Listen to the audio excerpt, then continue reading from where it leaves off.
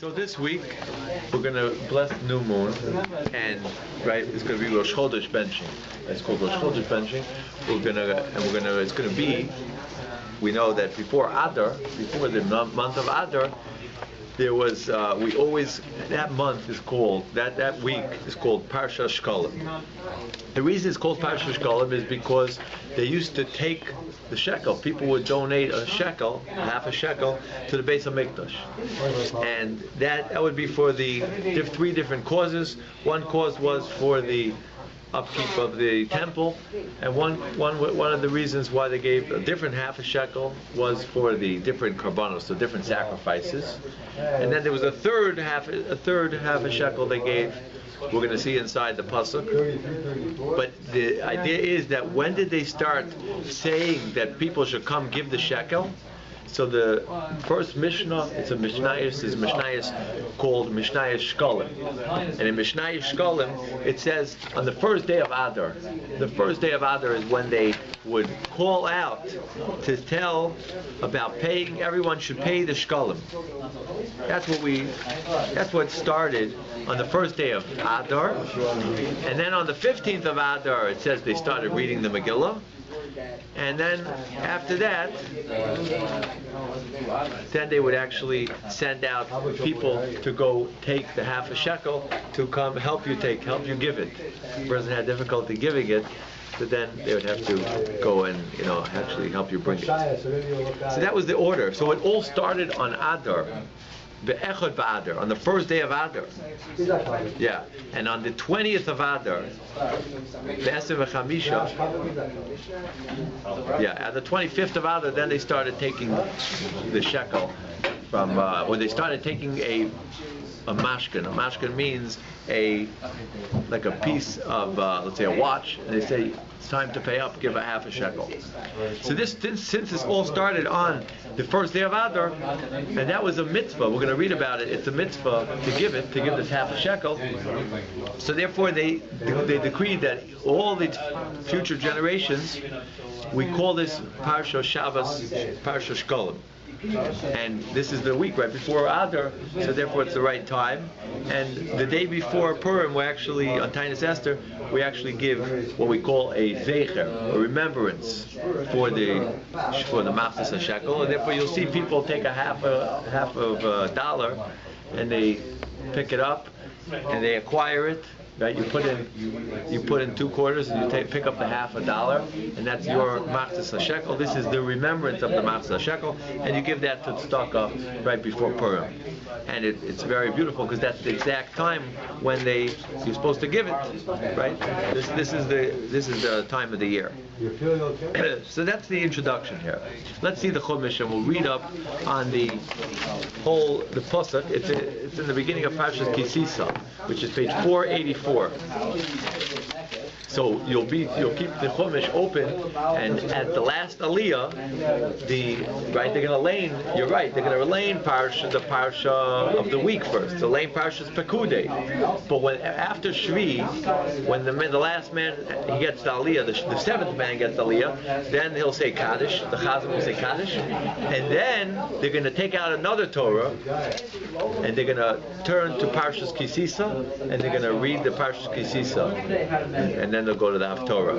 And the Haftorah, by the way, I'll also tell you that, is going to be a special Haftorah this week also, because there will be a Haftorah for Parshas Shkolim. So you'll be prepared for that too. That will also be a special. It won't be the Haftorah for Parshas Perkudei. It will be a special Haftorah for Shkolim.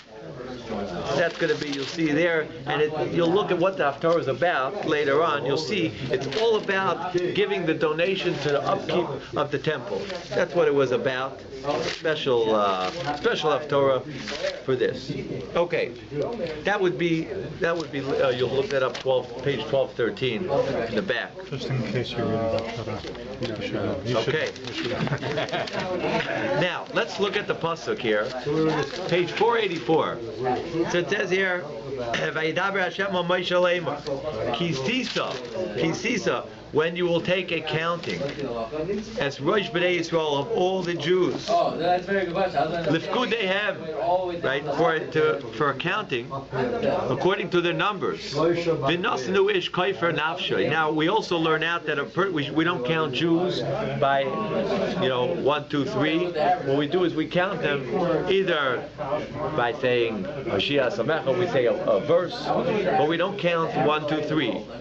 So in this verse here it says you should give a coin and everyone gives a half a shekel, and that will be how we know how many Jews there are, by how many half shekels there are.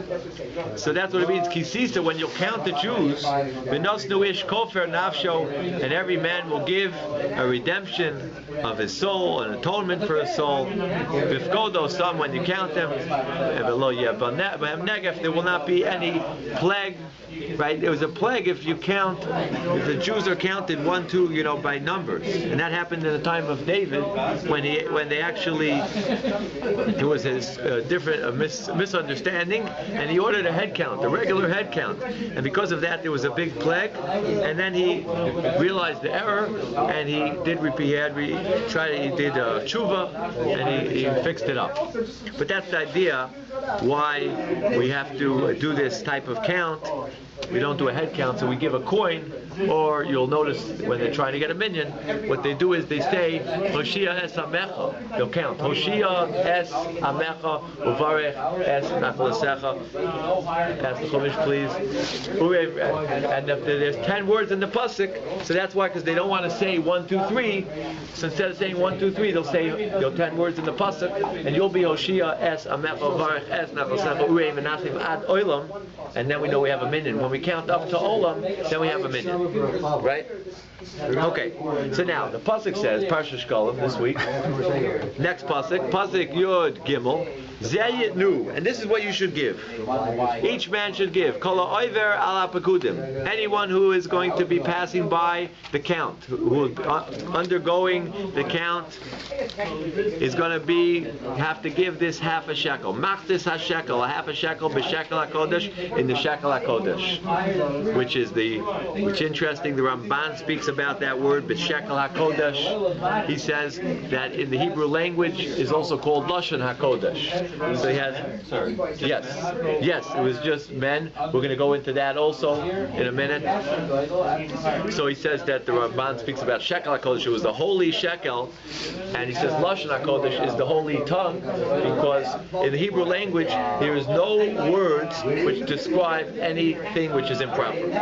All the words are clean in the Hebrew language. That's why it's called lashon HaKodesh. That's what the Ramban says.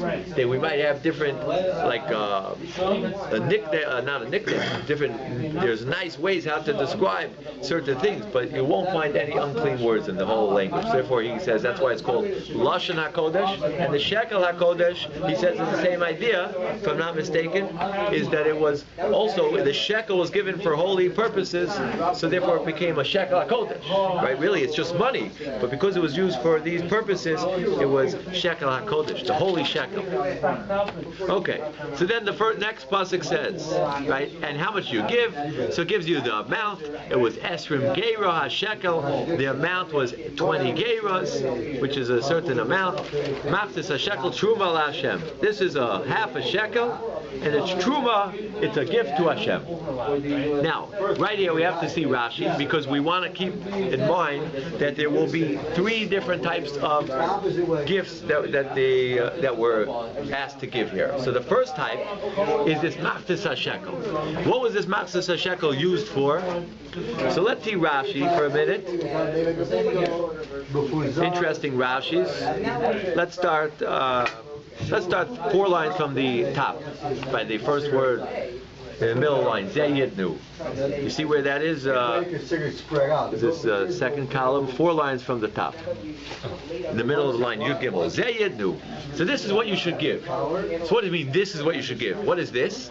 So Rashi says, Her Eloi Kimin Matbeya Shel Eish. Hashem showed him a coin of gold, Mishkala, and the weight was Machtas HaShekel. It was a half a shekel, that's how much the weight was.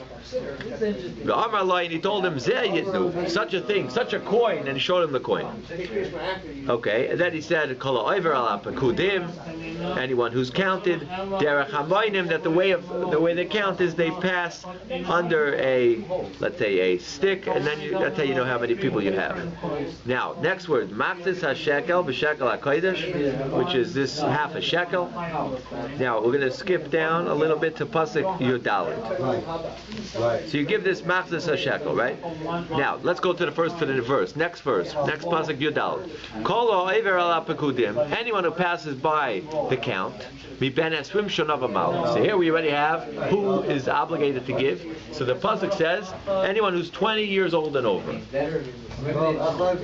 Yitain terumas Hashem. He should give this gift to Hashem, this teruma to Hashem. And it says, He'osher lo yarbe, a rich man shouldn't give more than a half a shekel, and a dal, a poor man, lo yamid, he shouldn't give less than a machzis a shekel, lo seises trumas Hashem, to give this truma to Hashem, lechaper al nafshe seichem. So we see, right? They're in the desert. Yeah. There's no place to spend these shekels. What are they doing with shekels? Well, they had a lot of money. You know how they got the money? Well, yeah, during the darkness. But they got a lot of why money. would you take money into the desert? Well, they knew it was valuable. It says that they were getting so much money that when they went to the Yamsuf, when they went to the sea, the splitting of the sea, it says that they didn't want to leave.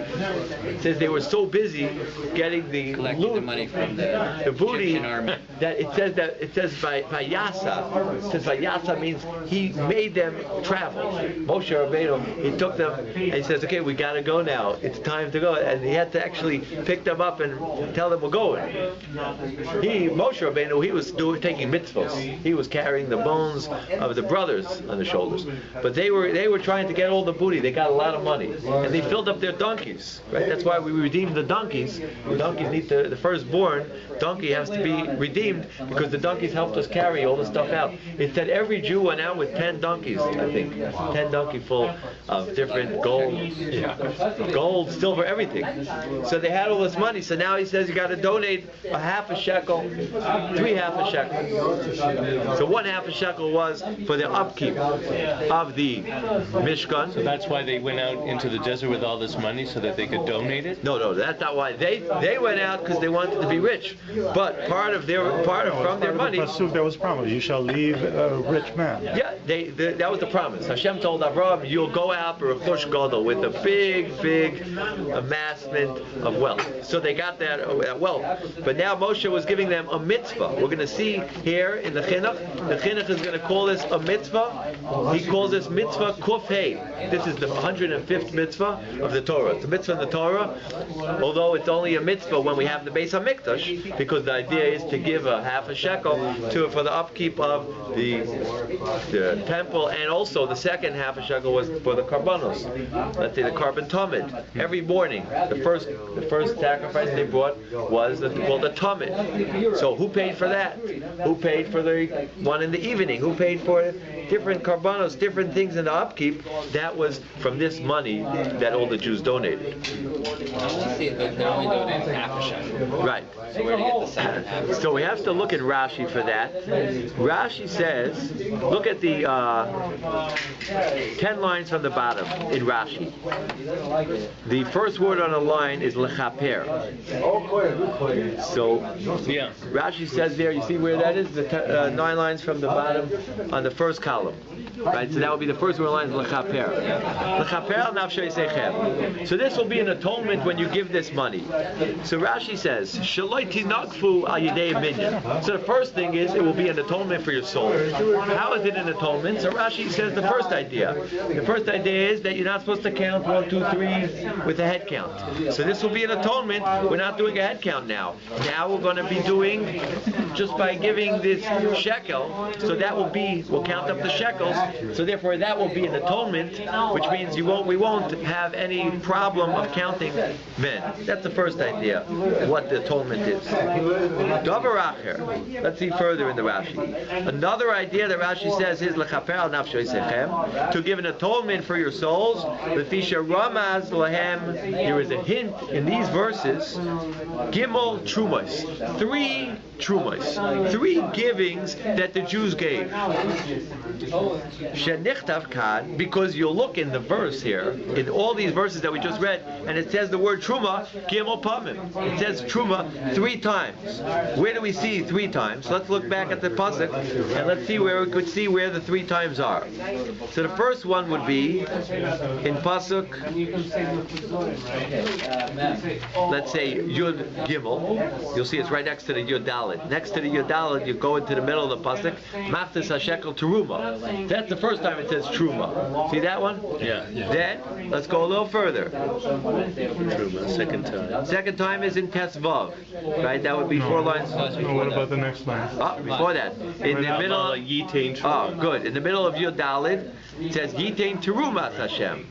Then you go down another 2 lines, and it says again, Los Angeles Terumas Hashem. So you say, why does it repeat the word Truma that you're giving 3 times, right? You'll see it, right? See it there in the English also. It says it also there 3 times. Give the portion, right? Give the portion, and give the portion. Why does it say giving the portion 3 times? What are the 3 portions? So Rashi says back by us, let's go back to the Rashi, 7 lines on the bottom, towards the end of the line, Achas Trumas Adonim. The first one was a Truma to give money for the Adonim. The Adonim were the bottom of the poles when they made the walls, so they had to stick them into the sockets. So those sockets cost money. So there was a special truma to pay for those sockets. That you'll see the picture there. There was like a hole in the middle of this beautiful. Here we got on site. There was like a hole in this and the socket, and they stuck in the right. There was this beam, and it had a nail that went right in, and there was another nail that went into this, and all these sockets. How did they pay for them? They had to pay the truma. So everyone gave a half a shekel to pay for the sockets. That's the first idea. They paid for it. They melted them down and made them into the sockets. You're not buying them. It's interesting. But at Home Depot. Interesting idea how they did that. So we would have to look that up. But no, but they have to melt them, right? You have to remember, there's 600,000 people. People have things, and you can trade and you can buy up. You know, there's like a Someone's gonna have a socket for a temple. Come on. Interesting. sure, you have to like. No, you have to make it. And what are you buying? I mean, They were also. they donated. They donated everything we learned from this week's part. Everything was donated for the temple. Well, a lot of things. We'll have to think about that. That's a good question. But I got another question for you too. These shekels, are they Egyptian currency? Because if they are, they were used for idolatrous purposes. And what do we use doing it? no, so it wasn't. It's interesting. That's a good question. Because on the other hand, it says that it was a shekel hakodesh, machtis hashekel. By the way, the shekel literally means weight. So the idea was that it wasn't. It was the weight. It was it was a silver weight of a half a shekel in the real weight of the Torah. It was a half a shekel's weight, and that became the exact amount for each coin. Right? It used to be like that. That the real coins, the real gold, it was real gold. Or is it a piece of silver? I believe it's interesting. It could be it wasn't a coin. It could be it was just a weight. It would make more sense as that piece of silver. That's an excellent point, and you are saying Rashi actually. Rashi actually says what you're saying. Rashi says that if you want to look inside 8 lines from the top in Rashi, the first column, 3, 6, 8. It says Hakodesh. The first word line is Hakodesh, and he says exactly what you're saying. It wasn't really coins. Rather, he says Maftis HaShekel B'Shekel HaKodesh B'Mishkal HaShekel. It was Mishkal. It was the weight of the shekel. Shekot Savti Loch, that Hashem made a set amount. Lishkol Boy, and that was the weight that we weighed Shekel HaKodesh. From this weight is what we weighed Shekel HaKodesh. Okay, so that was the idea. It seems like you're right. It wasn't really coins, but it was the weight. Now the Yisedos, these sockets were made out of copper. It was made out of copper. That's what we learn out in the end of Parsha's Truma. That it says they were made out of copper. Right in the end, the last psukim there. Ve'adneim nechoshas. It was made out of copper. So And we see Rashi explains the whole idea there, and it was made to hold it in, that it shouldn't move. Okay, so that's the first thing that we gave the truma for, was for these sockets. Let's go back to Rashi, first column, on the bottom. We're holding now 6 lines from the bottom. So the first one is for Trumas Adonim Shemonon, that we counted Kishe'eschilu b'nidvas HaMishkan, when they started giving the donations for the Mishkan. So the first thing you have to give is half a shekel for the Adonim, because you got to build the Mishkan first. And that's Rashi's telling you how he knows which Truma came first, which portion came first, because first you got to build the Mishkan. Then you could give the other half a shekel for the karbanos, for the sacrifices. But you don't give for the sacrifices till you build the socket. Therefore, that's what Rashi's saying here. Shenosdu kol echad ve'echad, and therefore each person give a half a shekel. And Rashi tells you how much it came out to be. It came out Allah l'ma'as kikar. Came out to 100 kikar, which is an amount altogether. Shenemar, and he brings the verse. U'bekesef Perkudei ha'eda ma'as ha'kikar. Okay. And from that money they made these sockets. Now, let's go to the next one, the second one. The second thing that they did when they gave this half a shekel, the second reason it says teruma is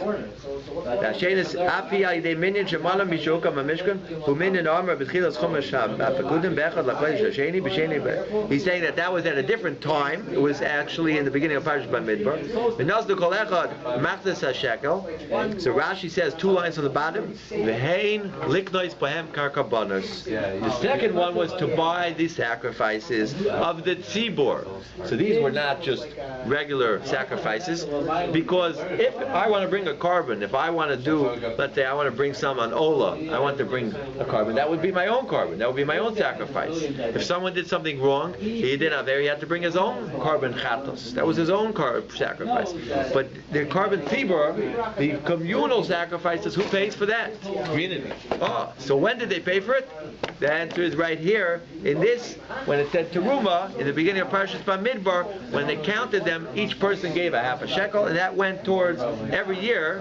Consequently, they would give this half a shekel for the communal sacrifices. Okay, that was the second one, and obviously that explains lechaper al nafsho sechem. That was the atonement that all those karbonos, all those sacrifices gave an atonement.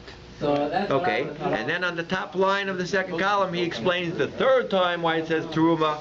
The third one is Trumas HaMishkan, was for the giving of the Mishkan, because they had to build the Mishkan. So everyone gave a Truma, everyone gave a portion, and it says how much was it.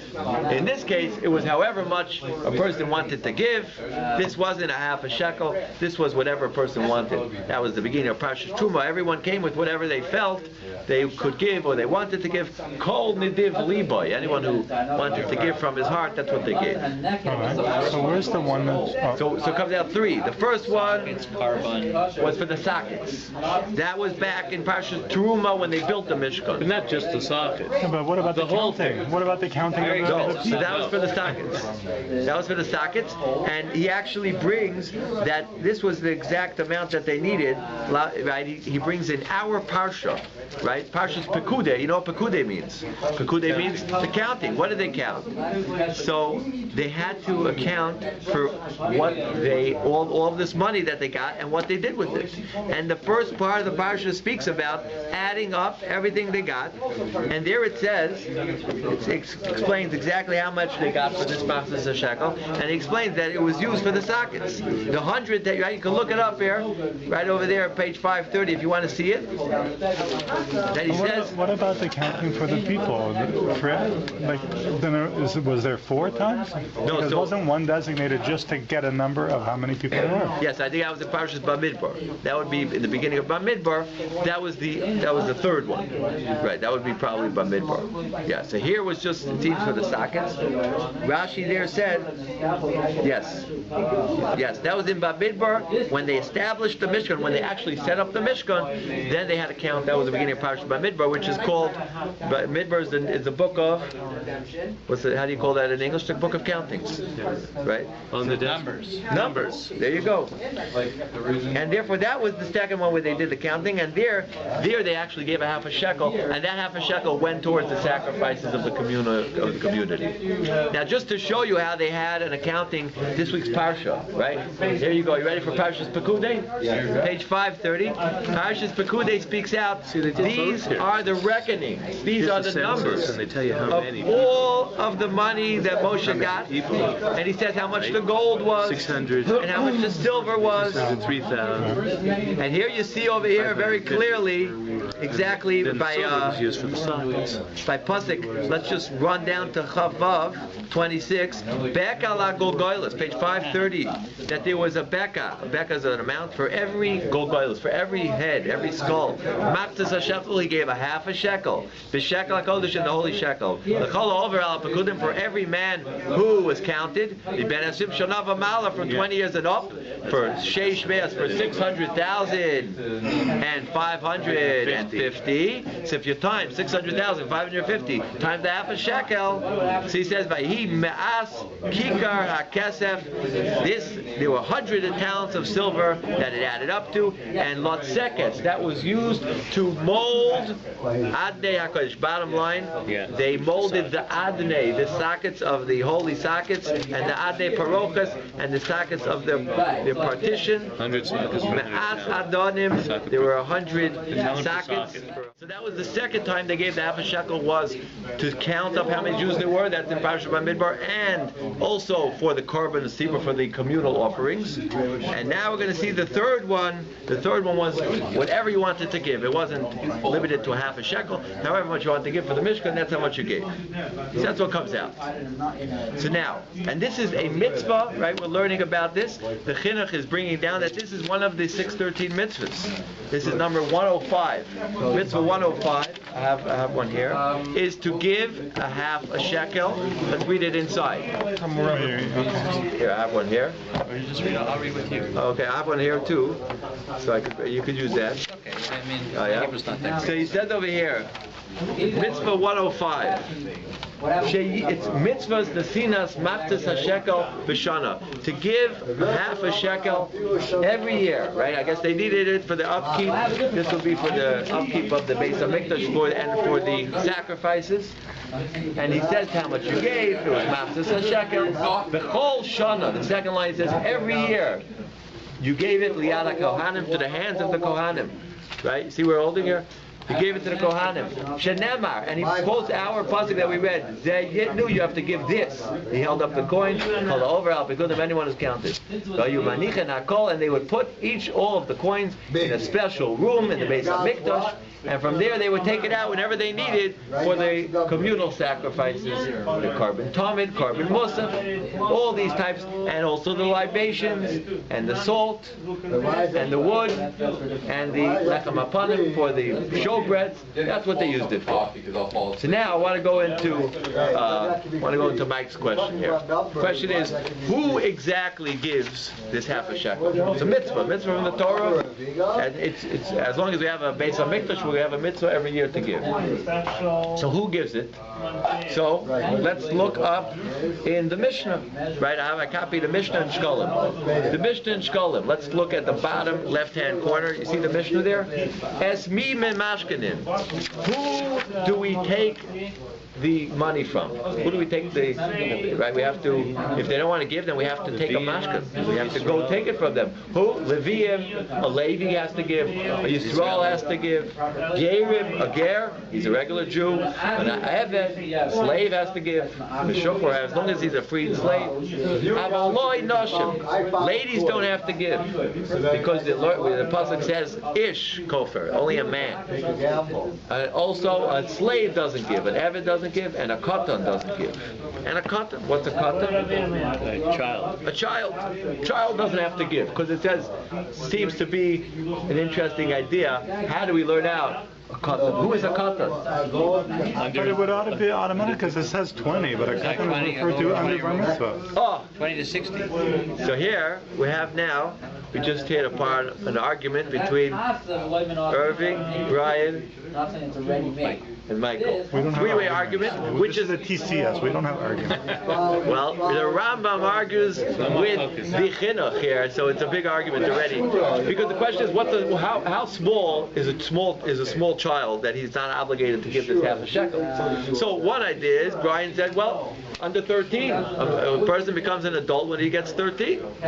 So it seems like you become obligated when you're not a katan. When you're 13, when you get bar mitzvah, then you're obligated. On the other hand, Irving said, yeah, but the verse did say, if you saw there clearly in the verse, 20. Look at verse number 14. Yodal, it said, Mi ben esrim shana.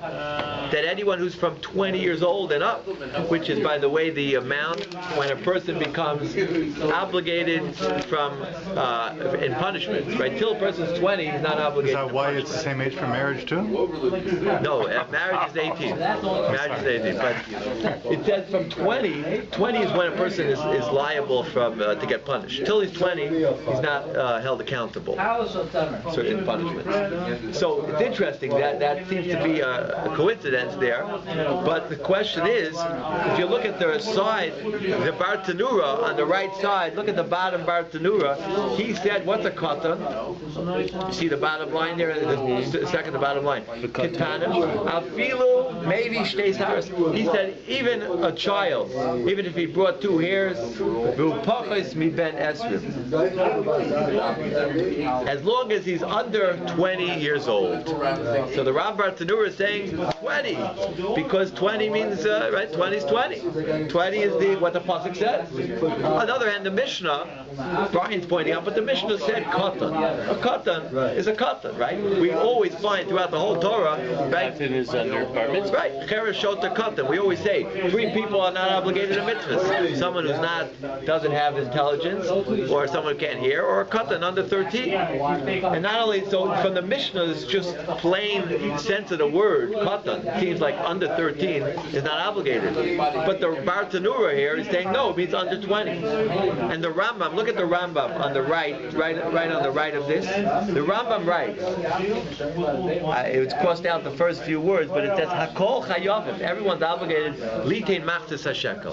Right over here. Everyone's obligated to give half a shekel. Kohanim, right? Even Kohanim have to give. Leviyim, Yisraelim, Gerim, Avadim, Shemam, Avaloi Noshim. Not ladies, Loi Avadim, not slaves, Veloi Ketanim. Not Ketanim. What does Ketanim mean? So the Rambam again, the Rambam is like the Mishnah. He didn't speak out. But it seems from the way the plain sense of the word, it means anyone under 13 is not obligated. And I found that when the Rambam, that was the Rambam when he wrote his big book called the Yad HaChazaka, the 14 books of the Maimonides. That's his book. That's where I got this from, in Hilchos Shkolim. But if you look, the Rambam also wrote a commentary on the bottom of the Mishnah. He wrote a commentary on the bottom of the Mishnah. It's called, look on the bottom right-hand corner, Pirush Mishnayos La Rambam. It's called the Rambam's Pirush, his explanation on the Mishnah. And there on the bottom line he writes, V'katan sh'lohevi shtei saros. He didn't even reach the age, he's saying, of 13. He didn't even have 2 hairs. So once he's not even up to the age, right, of becoming of 13, of bar mitzvah. He's the one who's not obligated in this mitzvah of shkalim. So the Rambam here clearly is telling us the way Brian understands that the Mishnah says katan, it means a katan. It doesn't mean, right? You take it like the simplest idea of what it means. But the Torah doesn't use that. The Torah says 20 years old. Oh, right. So that's the big question on the Rambam and on the Mishnah. Where did the Rambam and the Mishnah get this to say that till a child becomes 13, right? This might be a bad question, but What? Katan, yeah. Is it like the word small? Yes. Yes. So it's very vague, obviously. Right. Well, Exactly. wait a minute. Exactly. Wait a minute. Now, I'm just reading English here. Maybe it's different. But it actually says here is that everyone who passes through the census from 20 years of age and up, everyone who passes through the census. So in other words, the census was for 20 years and up. Does that mean, though, in in years afterwards that it would have that's who gives the half shekel?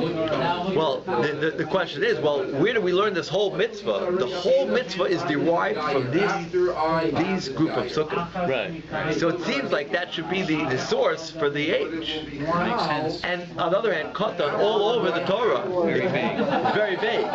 But if you look through all the Mishnayos, it always says katan. It always means 13. How old is a child, to take up to the Beis HaMikdash? So why would the Torah say 20, which is obviously not a katan, right? Right. Oh, now here, the age of 20, right now. You can punish him if he doesn't give. No, but I know, but then we're Who's saying. obligated? Who has the mitzvah? But who has the mitzvah to give? From 13, they should have a But mitzvah. when they're extolling the mitzvah, they're saying katan. Who Why says? aren't the Mishnah saying Mishnah says katan, right? katan? So why aren't they saying 20? Oh, that's a great But at question. 13, That's a great question. Excellent question. This Why did they say katan then? It's an amazing question. It's amazing. How could the Mishnah say katan if When the pasuk says? It says 20.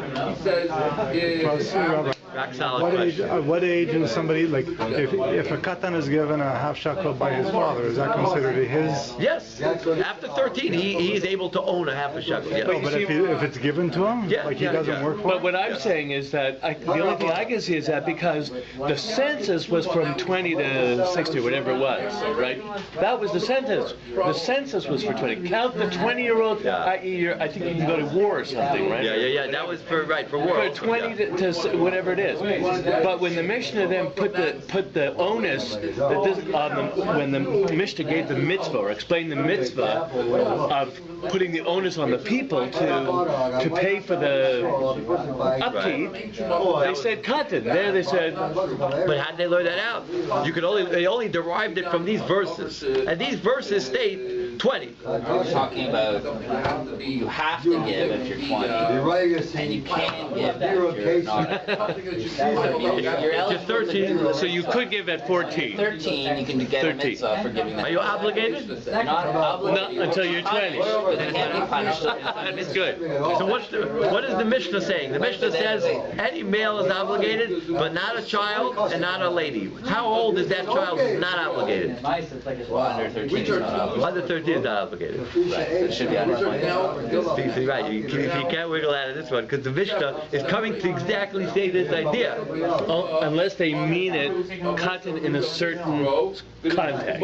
Okay, but the Mishnah shouldn't have stated it so clean, just clear. With that, it didn't speak it out. It was ambiguous. I hope you have an answer. So I'll have an answer.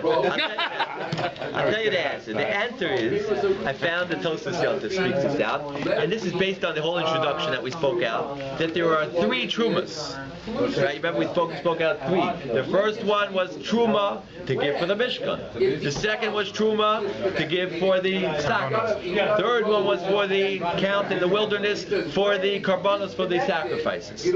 So the idea is like this. So Mishkan sockets and sacrifices. Right. And census. Right. You ready for this one? Ready. Go. So the answer is that maybe what he means to say here, the Rambam with the Bartanura, where they got this from, is because there are 3 times that they gave. So it comes out like this. The first time they gave, it could be, was for the sockets. First time was for the sockets. Okay? In other words, that works. Right? Right. And as we said, like that's what we said. Okay, sir, yeah. And one second. So let's see how that figures out. Tinyan b'trumas.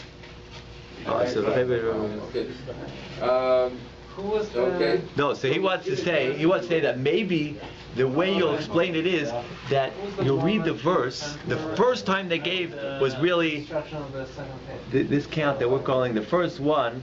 It says, where does it say that thing of 20 years old? That was the census. Right, where does it say? Which So it'd be in verse? the midbar. Which verse does it say? Kol ha'over al hapkudim miben esrim shana. It says anyone who's over 20. In that pasuk, what is that? That is by which census? By which truma? That's by the second truma. So he wants to say it like this. That it could be that the second truma was the Adonim. He wants to switch the order. The first time it says truma, that was the truma of the half a shekel. That was the truma of the half a shekel for let's say, right, what was he wants to say the second one was for the sakas, and the first one was for the karbanos, right? This mitzvah that we have for all the generations, right? We're going to finish one more minute. I'm just finishing up the last point. So we're going to say like this. You want to say the first time it says truma, that was for the sacrifices. That it doesn't state the age for. In Pasuk Yod Gimel, right? It says here, truma l'Hashem. That's for the sacrifices. How old? It doesn't state.